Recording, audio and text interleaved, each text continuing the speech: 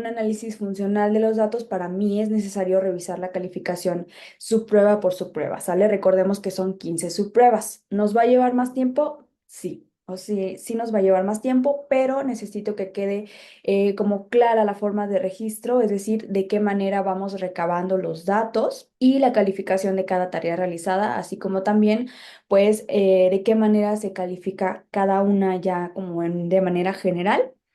Y vamos a comenzar primero con la subprueba número uno, que es laberintos. Aquí en la forma de registro vamos a anotar en la hoja de nuestro protocolo los siguientes elementos, ¿sale? Ojo, esto es para cada laberinto. Recordemos que son 5 laberintos. Entonces, esto es para cada uno de los laberintos, ¿sale? En primer lugar, vamos a tomar en cuenta las veces que el evaluado atraviesa las paredes. ¿Qué se va a considerar como atravesar?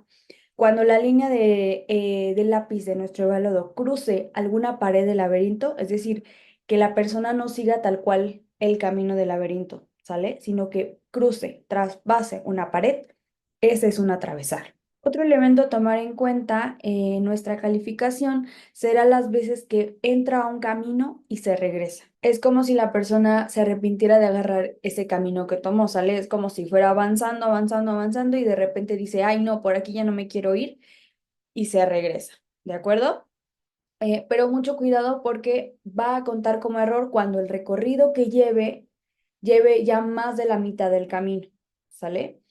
Por último, vamos a tomar también en cuenta el tiempo. Como ya les mencioné en la primera sesión, esta prueba va cronometrada, dependiendo de la edad de la persona, ¿ok? Entonces, vamos a tomar el tiempo en el que la persona complete cada uno de los laberintos y lo vamos a registrar en segundos. Recuerden, es importante que lo vayamos registrando en segundos.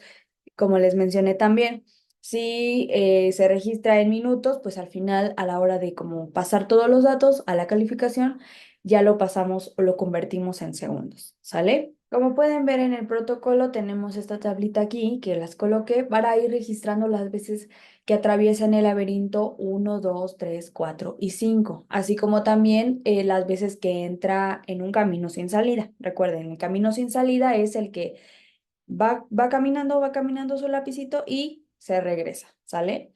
Y también el tiempo que dura cada laberinto, ¿ok?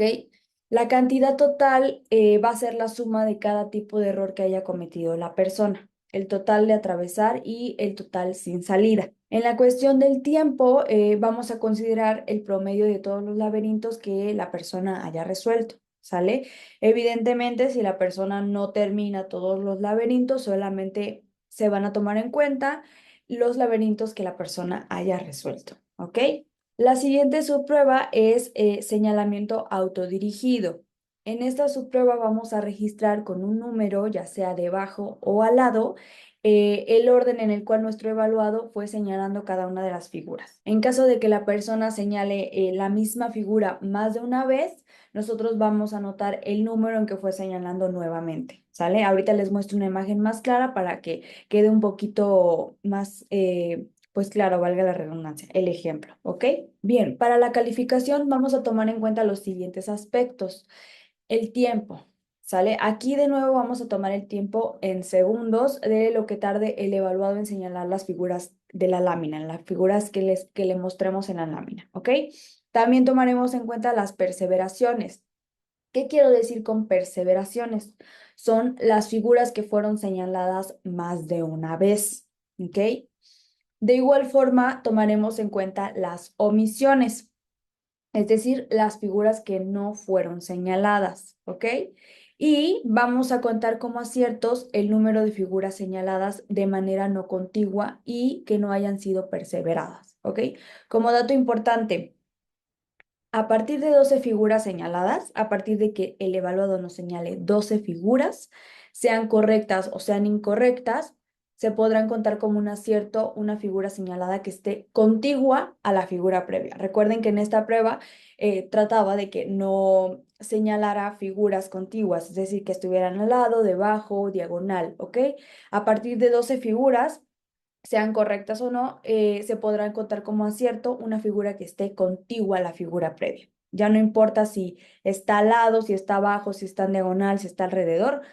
A partir de 12 ya no se toma, o sea, ya se toma como acierto, ¿sale? Aquí les muestro una imagen de ejemplo más clara, ¿ok? Para que les quede un poquito más claro. Las figuras señaladas, vamos viendo la imagen, ¿de acuerdo?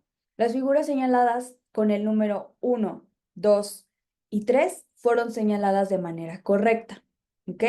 La figura 4 está junto a la número 3, por lo cual no lo vamos a considerar como acierto. ¿Sale, vale? Los señalamientos que hizo esta persona de la figura 5 a la 13 son correctos, ya que están señaladas de forma no contigua, ¿ok? La figura 14 está junto a la figura 13, observen bien.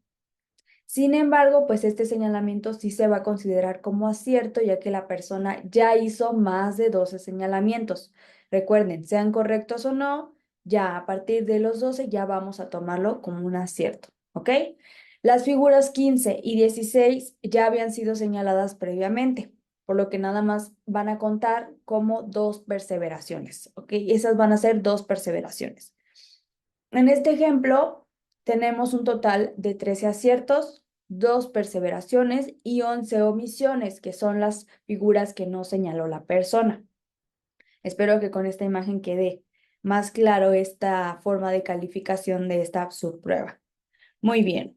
Ahora pasamos al ordenamiento alfabético de palabras. ¿De qué manera vamos a registrar los datos aquí? Esto va a ser para cada una de las listas. Recuerden que son 3 listas de palabras. ¿Vale? ¿Vale? En el protocolo que tenemos vamos a anotar el orden en el que nuestro evaluado nos va mencionando cada una de las palabras de la lista. Es muy sencilla la forma de registro, no hay pierde, espero que no. Vamos ahora a la calificación. Aquí les voy a explicar qué aspectos vamos a tomar en cuenta y al mismo tiempo nos vamos guiando en la imagen que aquí les coloqué, ¿sale? Para que no nos perdamos. Bien, entonces, tomaremos en cuenta el número de ensayos en el que se produce la lista correctamente. Recordemos que se tiene hasta 5 ensayos para que nuestro evaluado reproduzca de modo correcto, perdón, la lista. Si en estos 5 ensayos no se ha ordenado correctamente la lista, vamos a anotar un 0 en donde dice número de ensayo, ¿ok? En la imagen, el número de ensayo que se colocó aquí fue 4, porque el evaluador logró realizar la tarea correctamente hasta el cuarto ensayo. ¿Sale? Nos vamos guiando de la imagen para no perdernos. Aunque esta calificación no otorga como tal ninguna puntuación para calcular el índice total dorsolateral, en el perfil sí lo podemos graficar. Entonces, sí le colocamos ese 0. ¿Ok? Bien, de igual forma vamos a calificar intrusiones, que son esas palabras que la persona menciona, pero que no se encuentran dentro de la lista que nosotros le dimos. ¿Sí? Aquí, por ejemplo, en la imagen hasta abajo, en el ensayo 1, está anotada la palabra dedo. Observe bien la imagen. Entonces, así es como vamos a anotar las intrusiones y junto a ellas le vamos a poner pues el número de orden que le corresponda. Si lo dijo en el quinto orden, si lo dijo si fue la tercera palabra que puso, le ponemos la palabra que dijo y el 3, ¿no? Por poner un ejemplo. Otro aspecto a tomar en cuenta son las perseveraciones. Aquí las perseveraciones son las palabras que la persona va a repetir más de una vez en un ensayo. Si la persona menciona una palabra que no se encuentra dentro de la lista y esta se repite en los siguientes ensayos, se considera las siguientes como perseveraciones. Por ejemplo, que la persona en el ensayo, por ejemplo, 1 haya dicho la palabra dedo que no se encuentra en la lista y después vuelva a repetir dedo en el ensayo 3. En el ensayo 3 será una perseveración, ¿sale? Ya no será una intrusión. ¿Por qué? Porque ya no la repitió en el ensayo 1. Entonces ya se cuenta como perseveración, ¿sale? En el ensayo 1 sí va a contar como una intrusión, ¿de acuerdo? Y por último, vamos a tomar en cuenta errores de orden, que es cuando se producen palabras cuya vocal o consonante de inicio no corresponde a la secuencia del alfabeto. Estos errores se van a calificar sobre las palabras que fueron mencionadas únicamente, ¿de acuerdo? No con las que omitió. Bien, en el ejemplo que les coloqué aquí, la imagen que les coloqué aquí, la calificación del número de ensayo es de 4. No hay perseveraciones, como pueden ver. Hay una intrusión con la palabra dedo que no se encuentra en la lista y hay 2 errores de orden. En el ensayo 2, la palabra bata no seguiría después de carro, ¿sale? Por lo que bata se considera un error de orden. También observemos en el ensayo 3. Edad no seguiría después de feo, por lo que edad es un error de orden también, ¿vale? Entonces, esta lista queda con los siguientes datos. La persona logró realizar la tarea hasta el ensayo número 4, como podemos observar, tuvo 2 errores de orden, 0 perseveraciones y tuvo una intrusión, ¿ok? Así quedaría calificada y registrada el ordenamiento alfabético de palabras. Ahora nos vamos con la subprueba de resta consecutiva. En esta vamos a anotar cada una de las respuestas que nos dé nuestro evaluado, nuestra evaluada y el tiempo que tardó para completar cada tarea. ¿Sale? Recuerden que en esta prueba son 2 restas, tanto la resta consecutiva A como la resta consecutiva B. Para cada resta consecutiva se va a anotar los siguientes aspectos. Número 1, los aciertos, ¿sale? Se van a tomar en cuenta, perdón, el número de restas individuales correctas que realiza la persona. El número máximo posible que puede tener nuestro evaluado es 14 para la resta de 100 menos 7 y 13 aciertos para la resta de 40 menos 3, ¿ok? Si la persona menciona el 100 o el 40 al comenzar la resta, es decir, que diga 100 menos tal, ¿no? No lo vamos a registrar en el protocolo, ¿de acuerdo? No lo vamos a registrar, vamos a tomar en cuenta las demás respuestas, ¿ok? Otro aspecto que también se toma en cuenta aquí son los errores. ¿Cuándo vamos a tener errores aquí? Bueno, cuando la respuesta no sea el resultado de restar la cantidad indicada a la cantidad previa, ¿ok? De igual forma, en esta prueba se considera el tiempo, recuérdenlo, en segundos, ¿sale? Desde que nosotros, lo vamos a tomar desde que nosotros los evaluadores damos ya la pauta para comenzar hasta que el evaluado concluya las restas consecutivas, ¿sale? En el ejemplo que tenemos aquí, las restas son correctas desde el 93 al 51, ¿sale? La resta de 51 menos 7 es 44. En el ejemplo, la respuesta que nos dio el evaluado fue de 45, por lo que esto es un error, ¿sale? Al igual que 37 como resultado de 45 menos 7. Sin embargo, 37 menos 7 sí es 30. ¿Sale? Por lo que esta respuesta se va a considerar como un acierto.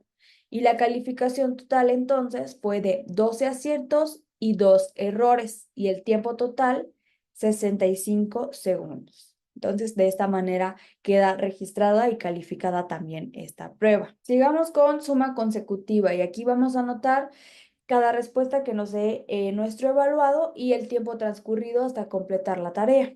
¿Vale? Y calificaremos los siguientes aspectos. Los aciertos, lógicamente, se toman en cuenta el número de sumas individuales, ¿ok? El número máximo que puede tener nuestro evaluado aquí es de 20. Y los errores también se toman en cuenta. Cuando la respuesta no sea la correcta al sumar 5 a la cantidad previa, se va a considerar como un error. Asimismo, en esta prueba pues también es cronometrada, ¿de acuerdo? Así que mediremos el tiempo en segundos después de que nosotros le decimos a la persona que comience hasta que termine la prueba. Bien, si ven, estas son muy sencillas de calificar, de registrar, no hay pierde. Si hay pierde, pues lo vamos checando también por correo.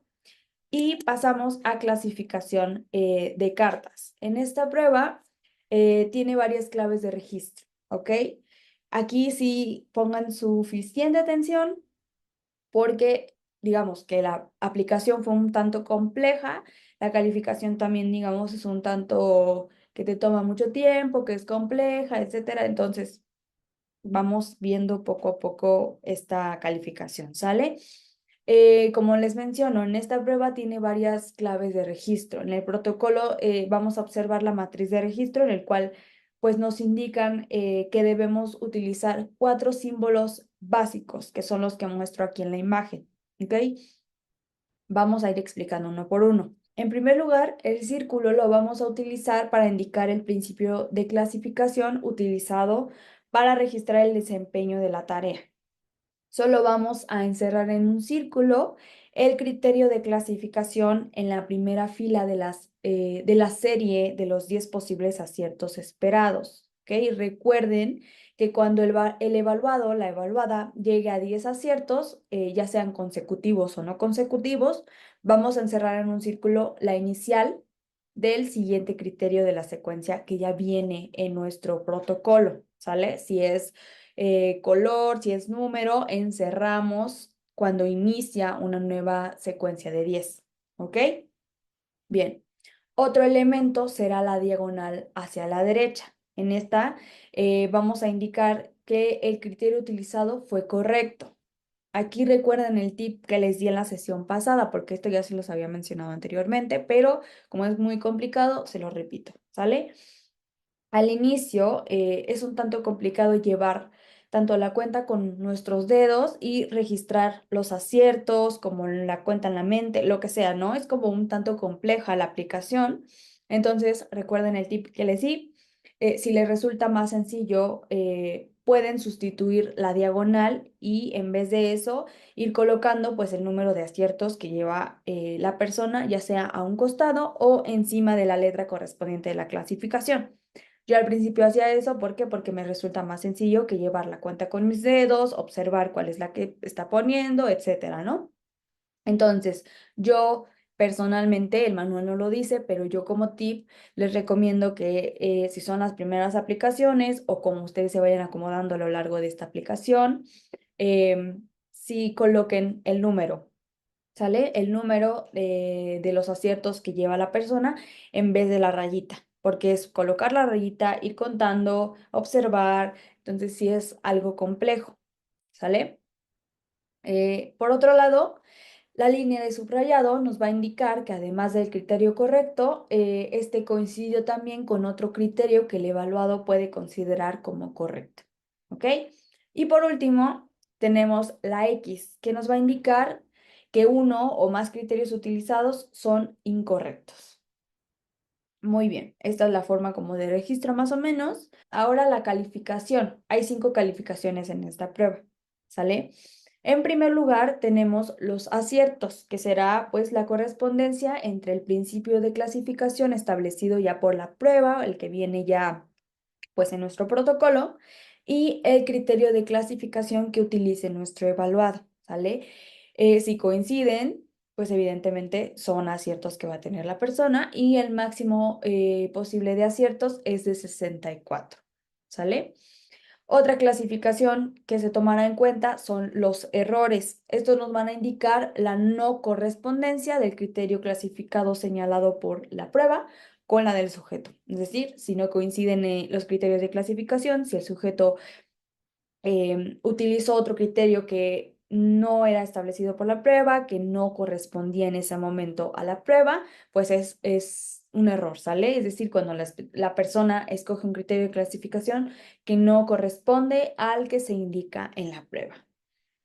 También tenemos a las perseveraciones. Aquí también es cuando la colocación de la carta inmediata posterior a un error corresponde al mismo criterio equivocado. Por ejemplo, cuando se utiliza el criterio color, o sea, la letra C, y la persona clasifica las 3 primeras cartas de acuerdo con la forma, o sea, la letra F. Sale, ahí tenemos una perseveraciones. De igual forma, existen las perseveraciones diferidas que se producen cuando el evaluado utiliza el mismo criterio equivocado, el que eligió ya, en alguno de los 4 intentos anteriores, sin considerar el principio de clasificación que le antecede inmediatamente.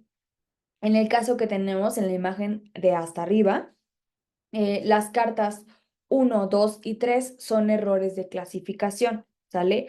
La colocación de la carta 4 presenta una perseveración diferida, ya que el error se presentó en la carta número 1, pero no en el que le antecedía inmediatamente, ¿sale? Ojo aquí, porque cuando un error ocurre 5 selecciones después de un error similar, ya no se va a considerar como una perseveración diferida.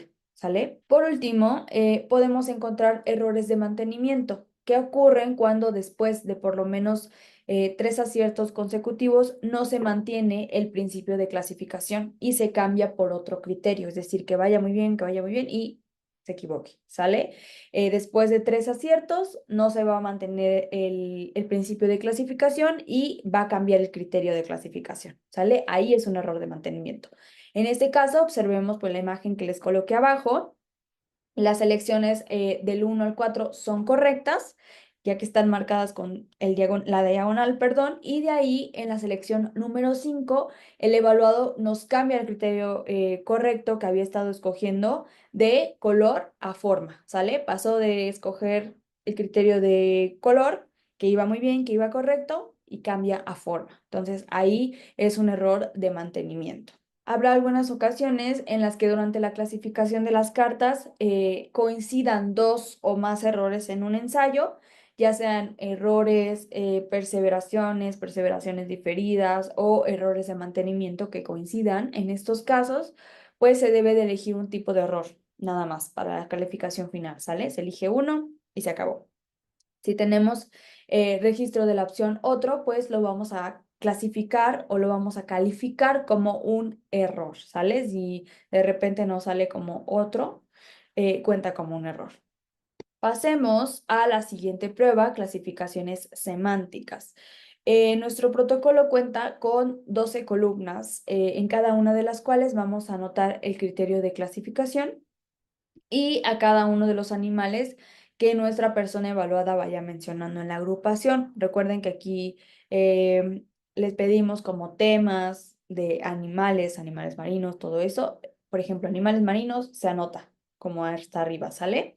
En la columnita. Ahorita lo vamos a ir viendo más. Y en cuestión a la calificación, vamos a emplear los siguientes criterios.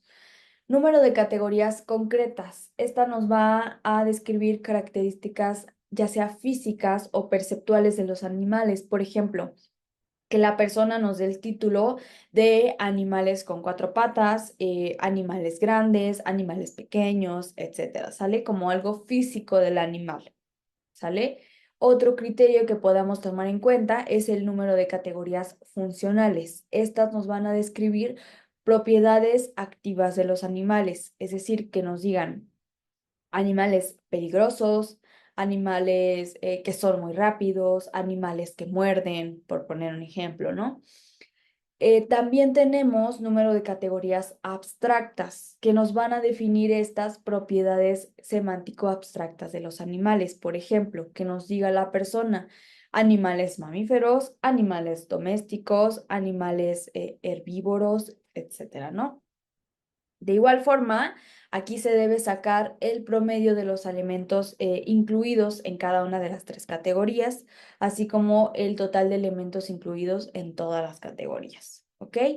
Finalmente, la puntuación total. Vamos a otorgar un punto si la categoría es concreta. Se van a dar 2 puntos si la categoría es funcional y 3 puntos si la categoría es abstracta, dependiendo de qué tipo de título nos haya dado la persona, de qué tipo de clasificación nos haya dado la persona, son los puntos que se le va a otorgar, ¿de acuerdo? Los puntos se otorgan por cada categoría generada y las puntuaciones las vamos a anotar en el cuadro de la izquierda. ¿Ok? La puntuación total es la suma de los puntos dados a cada categoría generada, ¿sale? Entonces, como puntuación máxima en esta prueba, tenemos un total de 36. Ya va a depender de la persona cuántos puntos realice, cuántos puntos le otorguemos. En caso, solo en caso de que algún animal no corresponda a la categoría mencionada, por ejemplo, que nos mencione como categoría insectos y mencione una lagartija o cualquier animal que no entre o corresponda a un insecto, no se va a contar para la clasificación nada más. Vamos a descartar ese animalito y ya, ¿sale?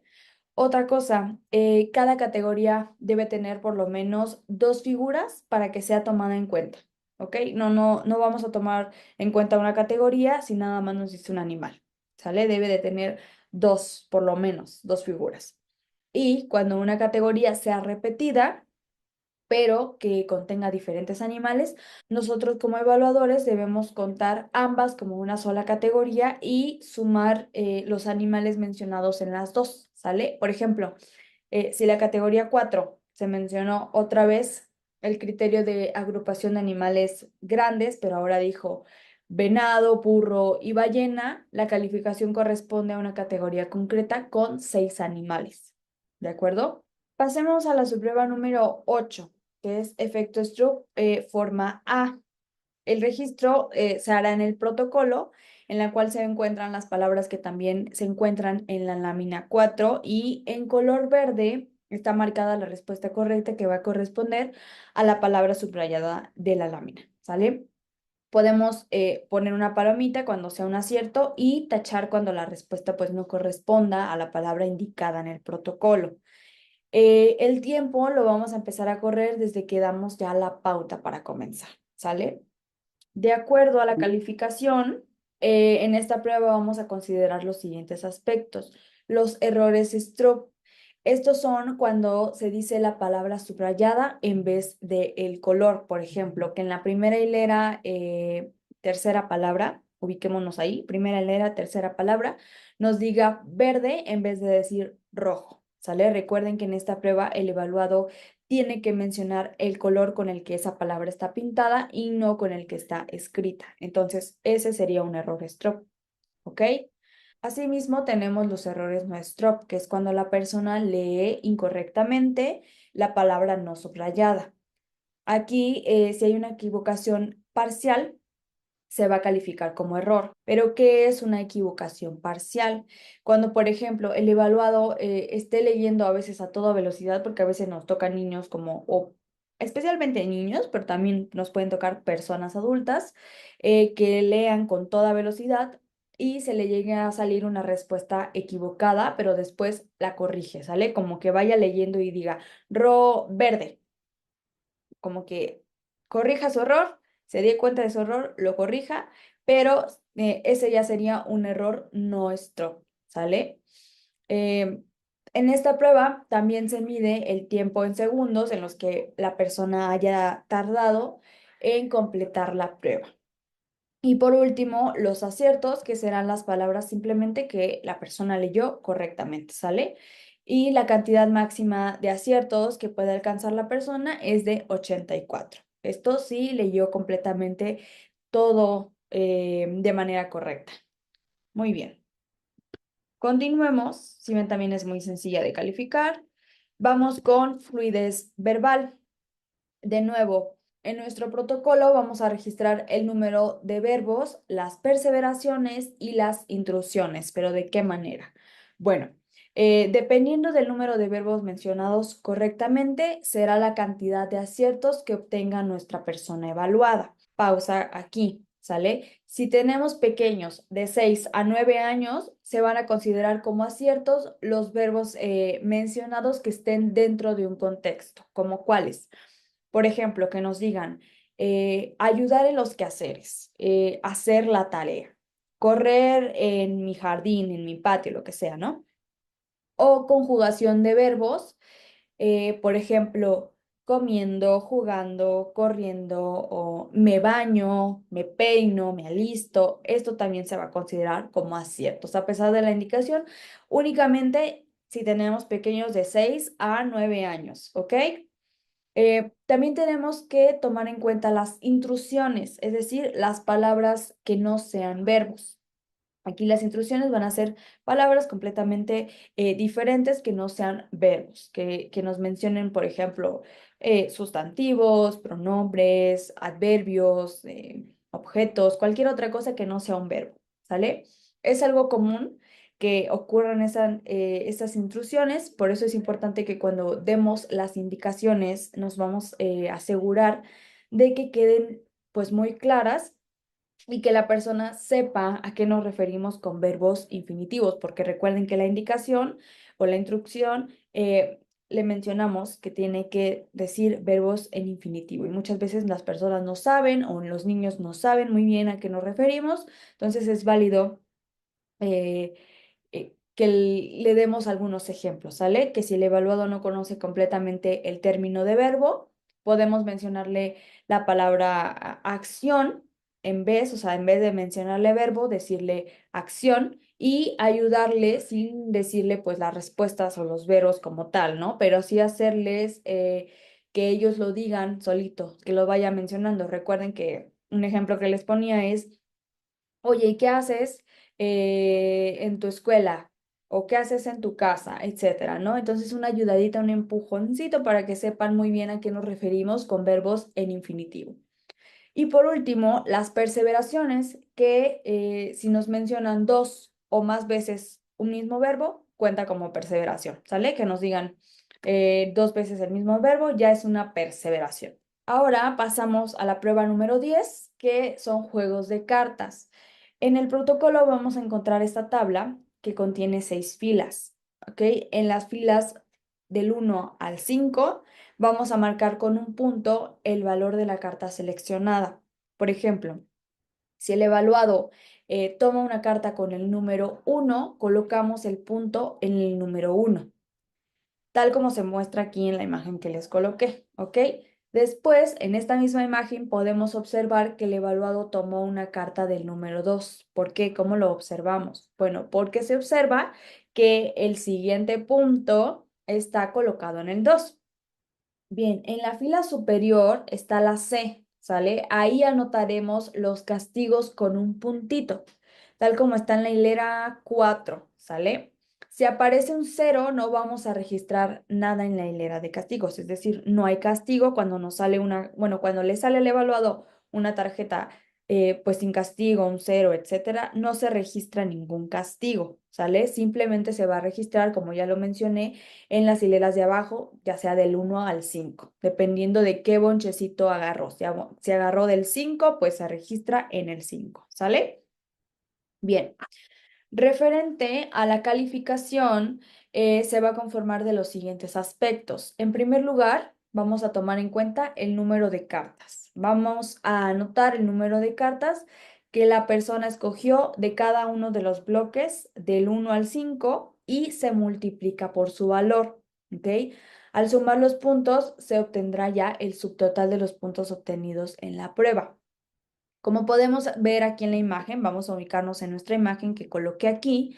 La persona escogió 6 cartas del bloque 1, 3 cartas del bloque 2, 2 cartas del bloque 3, 7 cartas del bloque 4 y 7 cartas del bloque 5. ¿Sale?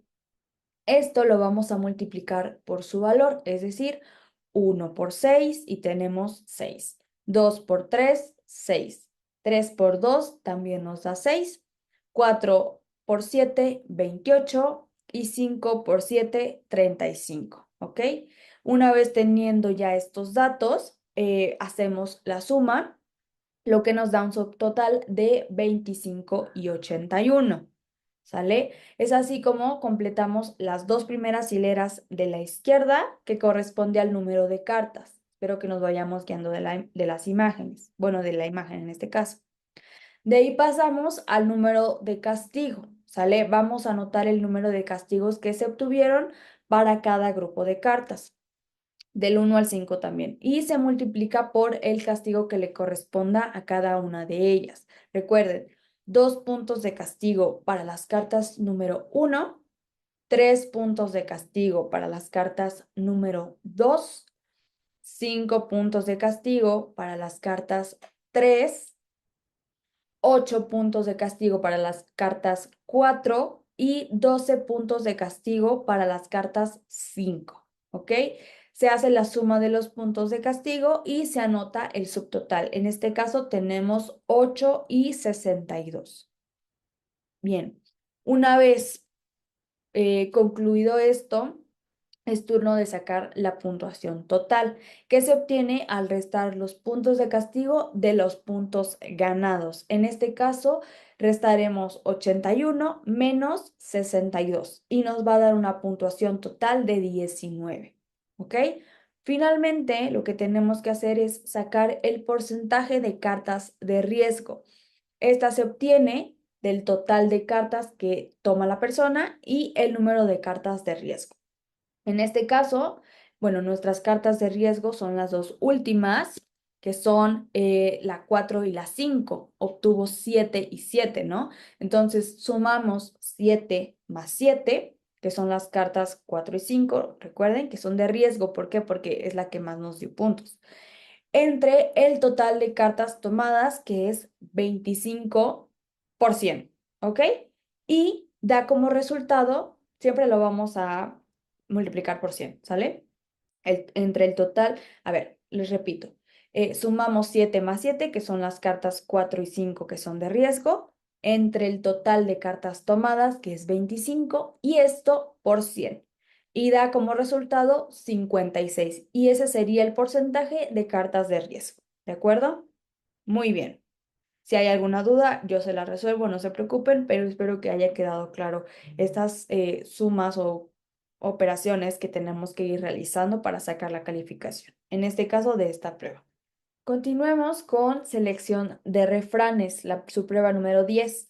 En esta prueba vamos a registrar la opción de respuesta elegida y se anota también el tiempo en segundos en el que logró terminar los 5 refranes. Esta es muy sencilla, tanto en la aplicación como en la calificación, ¿sale? En esta prueba se toman en cuenta los aciertos, que es la puntuación máxima posible, es de 5 puntos porque tenemos 5 refranes, ¿sale? Cada respuesta correcta vale un punto. Las respuestas correctas son las que coloqué aquí en la imagen superior. El refrán número 1 le corresponde el inciso A. El 2, el inciso C. El tercer refrán, el inciso B. El cuarto refrán, inciso A. Y el refrán número 5, hay dos respuestas que valen un punto, el inciso A y el inciso B. ¿Sale? Estas son las respuestas correctas que valen un punto. Sin embargo, también hay respuestas que van a valer medio punto. Son las que puse aquí en la imagen inferior. Si en el refrán 1 colocan la opción B, es medio punto. Si en el refrán 2 no colocan ninguna respuesta, vale medio punto. Si en el refrán 3 colocan inciso A, medio punto. En el 4 B y en el 5 colocan el inciso C, estas respuestas valen medio punto, ¿ok? De igual forma, se debe tomar el tiempo en segundos en que tarda terminar la prueba, en que tarda en contestar pues los 5 refranes, ¿vale? Es muy sencilla, como lo pueden ver. Y de ahí pasamos a Torre de Hanoi, que es la número 12. Aquí vamos a registrar el tiempo en el que pues le toma a nuestro evaluado terminar cada tarea, el tipo de error y el número de movimientos realizados hasta completar pues el arreglo original en el poste opuesto, en la indicación que se les dio al principio, ¿sale? En esta prueba vamos a calificar los siguientes aspectos. Error tipo 1, que es mover más de un disco a la vez, ¿sale? Que agarren los discos y moverlos para el otro lado. Ese es un error tipo 1, ¿de acuerdo? También tenemos un error tipo 2, que sería colocar un disco más grande encima de uno más pequeño. Recuerden que en la primera sesión, pues le comenté como las instrucciones y al evaluado se le da la instrucción que esto no puede realizarlo. ¿Por qué? Porque es una regla de el juego, la prueba, etcétera, ¿no? Entonces, que lo realice, pues tenemos un error tipo 2. Asimismo, contemplaremos el número de movimientos que nuestro evaluador realice hasta que pues llegue al final de la meta en cada una de la tarea, tanto con 3 discos como 4 discos, dependiendo también la edad. Chequen eso, ¿no? Ojo, el número de movimientos para completar correctamente el problema de 3 discos es de 7. ¿Ok? Y para la tarea de 4 discos es de 14 movimientos. Yo les recomiendo que los vayan contando. A lo mejor no lo pueden ir contando con los dedos o se les complica. Yo los voy anotando así como 1, 2, 3, 4, 5. ¿Sale? Como se les facilite ir registrando cuántos movimientos lleva la persona, pero que los cuenten, ¿ok? Em, en esta prueba, de igual forma, se mide el tiempo en los segundos en el que pues le tome el evaluado completar cada tarea, tanto la de 3 discos como la de 4 discos. ¿Ok? Muy bien. Continuemos con metamemoria. Recuerden que en esta prueba, antes de comenzar, se le pregunta a la persona cuántas palabras cree recordar en la lista. Esa predicción la vamos a registrar en la parte superior de la columna de cada ensayo, ahí donde dice predicción de palabras, ahí se anota como la predicción. Si dice, no, pues yo recuerdo 3 palabras, lo anotamos, ¿sale? Si yo recuerdo 5, etcétera, lo vamos a anotar donde dice predicción de palabras. Una vez esto, ya podemos comenzar a mencionar la lista de palabras y a registrar cada una de las palabras en el orden en el que nuestro evaluado las va mencionando. Nosotras debemos tener bien estudiadas en qué orden están esas palabras, perdón, porque el evaluado las va mencionando en el orden que sea, ¿sale? Una vez completada la tarea, sumamos las palabras mencionadas en cada uno de los ensayos y lo anotamos en donde dice total, ¿ok? Ahí lo vamos a anotar cuántas palabras pues logró repetir. Muy bien. Una vez que la forma de registro ya la vimos, vamos a la calificación, en donde tomaremos en cuenta los siguientes aspectos. El total de palabras, el cual ya vimos que sale pues de la suma de todas las palabras mencionadas en cada ensayo, ¿ok? De igual forma se tomarán en cuenta los errores, los vamos a anotar en donde dice error, debajo de total, ¿ok? Ahí donde dice error, vamos a anotar el error. Y estos se van a obtener mediante la resta del número que dijo como predicción y el número de palabras que sí logró decir en cada ensayo, ¿sale? Entonces, como predicción, vamos a restar el número de palabras y nos dijo, yo voy a recordar 9 palabras, las todas, ¿no? Y que solo mencionó 8. Bueno, 9 menos 8, pues 1. Bien, en esta prueba, ojo aquí también, tenemos errores tanto positivos como errores negativos.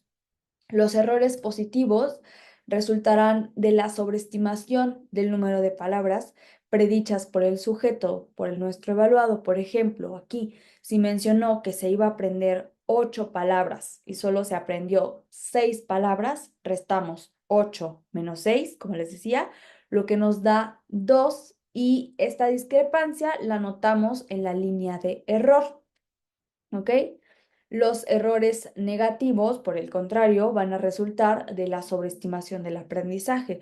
Por ejemplo, si predijo que se iba a aprender 5 palabras y se aprendió 8 o se aprendió las 9 palabras, ¿no? Restamos 5 menos 8, lo que nos va a dar -3. Sin embargo, vamos a omitir el signo de menos al colocar pues este resultado en la línea de error correspondiente a ese ensayo, ¿sale?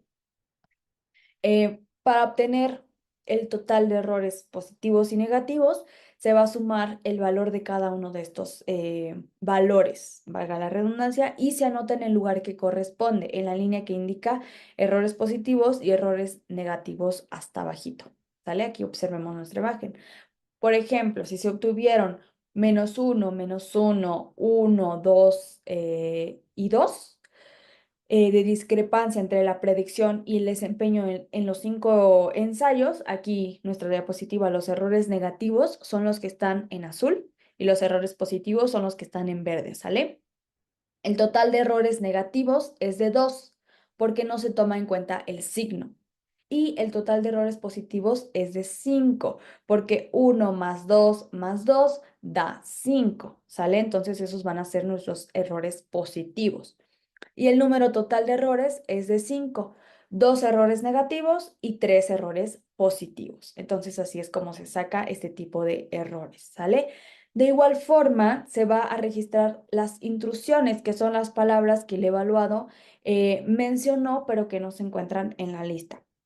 Estas las vamos a anotar hasta el final de la lista en el ensayo en el que las haya mencionado. Y por último, las perseveraciones, que son las palabras mencionadas más de una vez en un ensayo. En caso de que una intrusión se presente en los demás ensayos, entonces la primera será una intrusión y las demás ya cuentan como perseveraciones, como la prueba anterior que les comenté, ¿no? Pasamos a la prueba de memoria de trabajo visoespacial. En esta prueba vamos a anotar con un número el orden exacto en el que nuestro evaluado va señalando cada figura en cada ensayo. La forma de calificación va a ser la siguiente. Vamos a tomar en cuenta errores de orden, que será cuando nuestro evaluada, nuestro evaluado señale una figura en un orden incorrecto, en un orden que no corresponde a la secuencia que nosotros le dimos. Recuerden que era de ir tocando pues figuras en la lámina. Si no nos lo dijo en ese orden correcto, pues eso va a ser un error de orden, ¿ok? De igual manera, tenemos los errores de sustitución, que será cuando el evaluado señale una figura que no pertenece a la secuencia que nosotros le dimos en un inicio. Por ejemplo, que en el nivel 1 nos señale la casa, pantalón, martillo, pero que no señale cinturón y en vez de eso nos señale, no sé, avión, ¿no? Ahí tenemos un error de sustitución porque nos está sustituyendo un objeto por otro, ¿vale? Del mismo modo, tomaremos en cuenta las perseveraciones y esto va a ser cuando una figura es señalada más de una vez en un ensayo. Que en el nivel 2 nos diga, bueno, nos señale, perdón, mano, avión, mesa, calceta, manzana y nos vuelva a repetir mesa, por poner un ejemplo. Ese va a ser, bueno, esa va a ser una perseveración, ¿sale?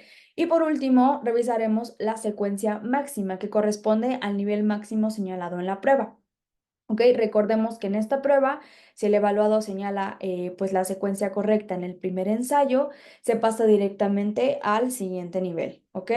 El segundo ensayo lo vamos a aplicar únicamente solo si nuestro paciente comete algún error al señalar pues las figuras en el primer ensayo. Sin embargo, si nuestro evaluado falla al señalar la secuencia correcta en los dos ensayos, se termina la prueba ahí. ¿Ok? Entonces, si logró realizar correctamente los 4 niveles, la puntuación de secuencia máxima va a ser 4, ¿sale? Porque son 4 niveles. Y bien, pasamos a la última prueba, que es el efecto Stroop forma B. Vamos a ubicarnos en el protocolo en donde encontraremos la hoja que contiene marcadas en negro las columnas, en donde nosotros debemos mencionar leer y en color las palabras de las columnas que debemos señalar con nuestro dedo y mencionar color, ¿vale? Recuerden que si lo van mencionando de manera correcta, podemos ir poniendo una palomita en nuestra tablita del protocolo. Si no lo menciona de manera correcta, podemos tacharlo, podemos dejarlo así, como ustedes se acomoden, ¿sale? Pero las correctas sí las vamos palomeando. Finalmente, para pues calificar esta prueba, se tomarán en cuenta las siguientes calificaciones. Errores stroke, es decir, cuando el evaluado no mencionó el color en que está escrita la palabra en una columna donde se le indicó mencionar el color, ¿ok? Asimismo, podemos toparnos con errores no stroke, que será cuando el evaluado no lea correctamente alguna palabra en una columna que debía leer normalmente. Recordemos que como en la prueba Strop A, podemos tener esos errorcitos parciales en donde nos comienzan a decir una palabra, después rectifican y dicen la respuesta correcta, ¿no? De verde. Esto también cuenta como error aquí. En esta prueba es importante llevar también el tiempo en segundos que tarda la persona en completar la prueba. Y pues finalmente